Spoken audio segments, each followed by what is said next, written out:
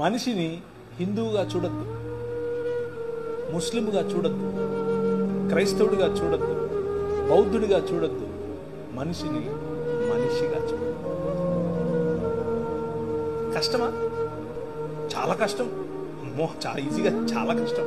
మతం తట్టుకోలేదు, బట్టలు చింపేసుకుంటుంది. నిజంగానే అంటే ప్రభు అయిన యేసుక్రీస్తును చంపింది ఎవరు అంటే మతమే కాదా? ఆమె రాంగ్.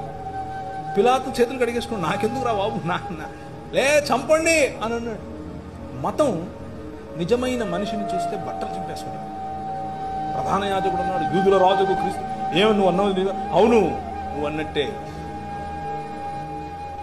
మనుష్య కుమారుడు ఆకాశ మేఘారుడై దిగివచ్చుట మీరు చూస్తారు అని అంటే ఇంతకంటే ఎక్కువ సాక్ష్యం కావాలని బట్టలు చింపుకున్నాడు. మతము తట్టుకోలేదు మనిషిని. Try to live a real human life. నిజమైన మనిషిగా బ్రతికి చూడు. మతం మెల్లిమెల్లిగా తన పట్టుకొని పోతుంది. That's what Paul did. Paul చేసింది అదే.